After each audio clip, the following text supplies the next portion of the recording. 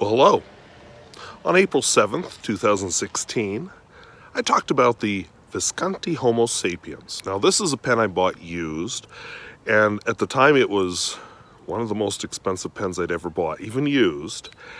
And, 2016, 2024 now. So how many years is that? About 8 years later? What do I think of it? Well, let's find out in this Survivor Pens video.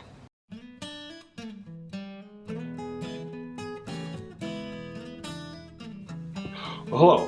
I've been reviewing fountain pens since 2014. I've been buying them since quite a while before 2014. And I've always been hesitant about buying an expensive pen. I still am. Some of the people who've commented on this channel have remarked that, hey, you buy the pens that normal people buy, and that's true.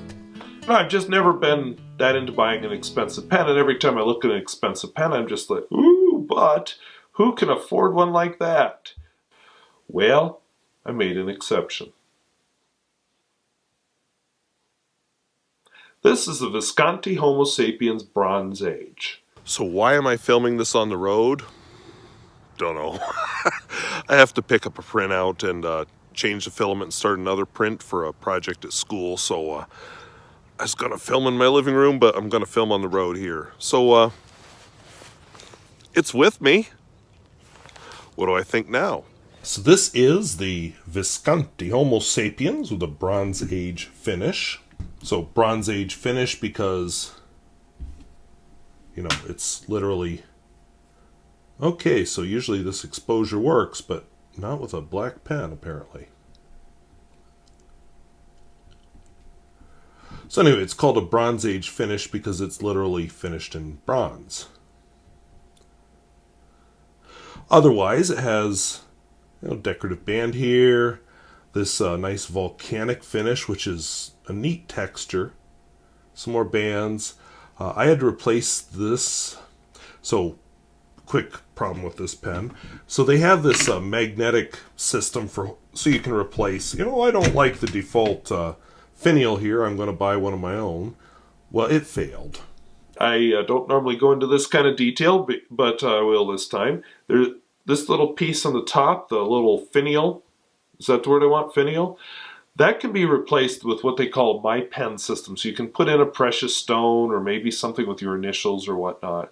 It's just held on magnetically. In fact, I dropped this pen once and that came off. So apparently it comes off with a good sharp blow also. I didn't. I bought it used. I guess I could spend a little more money on Goulet or whoever sells these guys and get the My Pen system, but really why? I like this, it looks good. It matches the rest of the pen. I've lost the original finial. The magnetic thing does not work, so I have super glued this tiger's eye in. I like Visconti's clips. Apparently it's based on a bridge. And, this has the nicely engraved and filled Homo Sapiens. And that's it. Now, you could polish the bronze, but I think part of the fun of the bronze is that it gets old. So there's this hook capping mechanism, which I like. And then I happen to have a palladium nib, a medium palladium nib. If you buy one of these now, you can't get it with the palladium nib. You have to get it with a different nib. You have to get it with a... Why am I drawing a blank? Gold nib. There were concerns from different sectors about the palladium nibs. I had good luck with the one that I own, so your mileage may vary. I'm going to do my writing sample with the Visconti Homo Sapiens. The ink I have in the pen is Noodler's Black Swan and English Rose, and I think that's a good ink to show off how well this pen writes, because you can see the shading in the ink. I think even on this video footage, you can see it. Excuse me. Overall, I've been very impressed with it. It has some flex to it. I won't call it a flex nib, and I'm not going to push it too far because I like the pen and would prefer not to destroy it. Just trying to see how much I can flex it. It writes beautifully.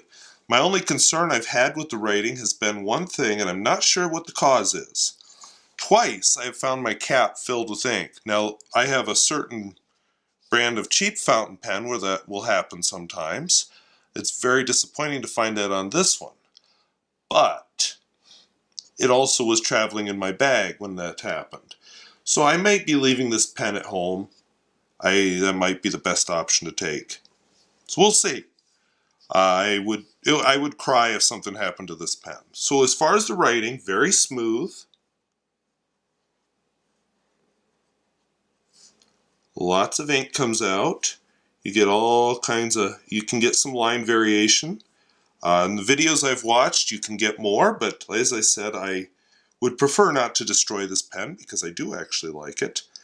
It's a nice one to write with. I don't think it's ever going to be daily writer, but you know what? Who cares? The main thing is that I write with it. And if I do my fun writing with it, all the better. Right, so we'll open this with an ink that I am close to using up, which is Noodler's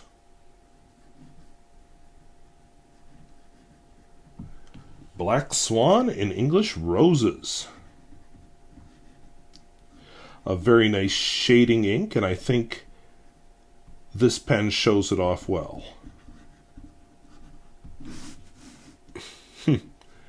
Might be a little bit too long a name to fit on the screen, but we'll do our best. So Noodler's Black Swan and English Roses. As far as flex, yes, this palladium nib has some flex. Not a truly vintage flex nib, but hardly a nail either. Wetness and flow, I think you can already tell.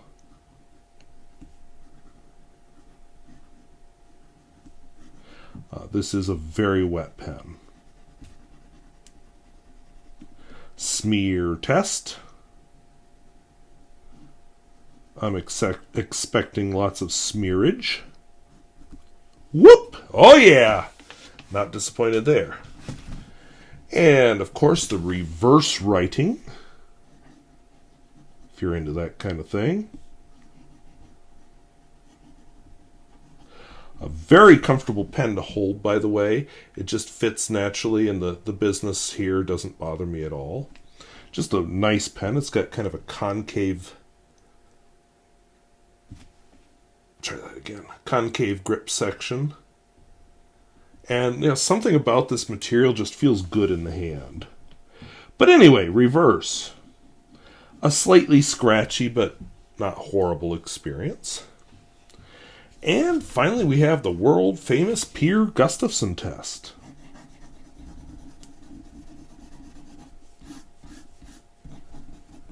So I think this is the kind of feed that the Peer Gustafson test was designed to catch. There were definitely multiple points of failure. There, there, there, there, there,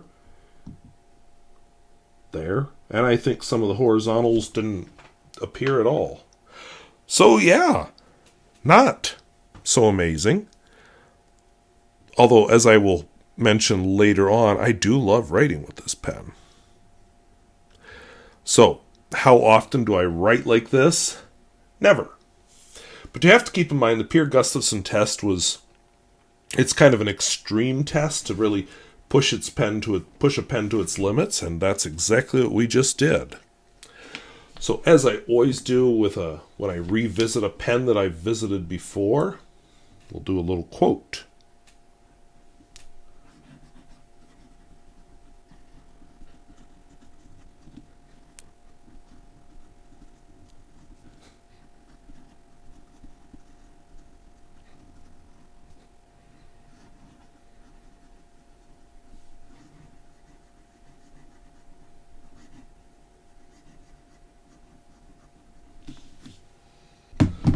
So one of the things I think you can see is, as far as writing, this pen is very good. Mr. Peer Gustafson developed his test to test under extreme conditions, because if you've ever seen him work, he tends to do very rapid sketching with his fountain pens, and a pen like this Visconti Homo Sapiens just would not keep up. Okay, so yeah, the pen had some problems when I first got it. I mean, it was immediately obvious that, holy cow, this pen has a pooping problem, because it would just blurp, ink would come out into the cap, and I'd just be like, really? It's gotten better at that, but wow, what a disappointment that was. And yet then I would write with it. And it was just like, whoa, this is amazing. I love writing with this pen. You know, the shading, the way it put ink on the paper, it was just beautiful. And it felt good. It just felt good in the hand. And then there was the day I discovered that the finial was missing. I'm like, what? What? How does this happen? Well, it turned out I didn't know this when I bought the pen, but it was a magnetic finial. And yeah, just the magnet must have failed or something, because I couldn't get anything to attach to it after that. So I ended up buying a tiger's eye and super gluing it on, which I showed in the writing sample. But what a disappointment! And yet, the pen writes so well. I love writing with it. Now, put this in the context of the time. You know, Matt Armstrong, was he the Pen Habit? I can't remember the name of the channel, but Matt Armstrong did not like Visconti. And there were a lot of reviewers saying, yeah, they're just not that good, and oh, the quality control and whatever. And I'm just like, but it writes so well. And yeah, I definitely ran into the quality control thing with a lot of areas, but not the writing. I love this platinum nib. I've not yet had a bad experience with Visconti. I have had only good pens. So would I buy it again? I don't know. Now they're on gold nibs. They've given up on the platinum nibs. I don't know, are the gold nibs any good? I don't know. Did I say platinum nibs? I meant palladium nibs. I don't know. I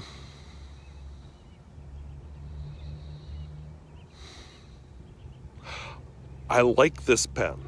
I like this pen a lot, despite the fact that it pooped once in a while ink into its cap, and the fact that its finial fell off, the magnet quit working. It feels good. I enjoy writing with it. It looks good when I write with it. But is it the modern pen? Honestly, I don't know if this video is good for anything. Let's be honest, I don't know if this video is good for anything about the modern Visconti Homo Sapiens, because they have changed the nib. Body is still the same, but the heart and soul of the pen has changed. So don't take this video as anything about the modern Visconti Homo Sapiens, because I can't comment intelligently about the nib. But I will say, if you get a chance to get the palladium nib, I had a good experience, even if other people didn't. So where does that leave me? I don't know. I really like the pen, and I also won't be buying another one. So make of that what you will. Okay, I don't want to scare our janitor, who is a former student, so I'm just going to say this. Take this as a review of the pen that was, of the palladium nib. I have no comment about the modern gold nib. I am glad I bought this pen. I really enjoy it. I enjoy the feel of the material. I enjoy the feel of the machine. I enjoy the filler. I haven't had ink in the cap in several years, so maybe that problem has solved itself. I don't know. Disappointed about the way the magnet failed, held the finial on. But when you come right down to what the pen is supposed to do, yeah, it does it. So I'll tell you what I'd like, and it won't be me. I would love to see somebody do a video where they compare my vintage of the Visconti Homo Sapiens with the, that bug just flew in my hair, with the modern gold nib version. But one thing I wasn't doing back in 2016 was a pocket test. Well, I don't have a pocket here, and I'm walking, but let's just stop. It's like 56 degrees outside. I have this coat on, and we will, oh, look. It is a spring-loaded clip. So it just snorks right over my pocket. So yeah, I can securely carry it in the pocket. So yeah, I had a good experience with the palladium nib. I don't know what your experience will be if you buy one. I don't know what to say. I know people had bad experiences with them, but I had an amazing experience. I still love this pen. 8 years later, 2016, 2024. 8 years later, I still love this pen. So make of that what you will. So anyway, go back home and edit all this stuff together, and hope that was useful, hope it was interesting. We'll talk to you later. Bye-bye. And no, I don't have a very photogenic walk to or from work, but the real perk of it is I get to walk to and from work every day. So I guess that's something. So talk to you later for real. Bye-bye.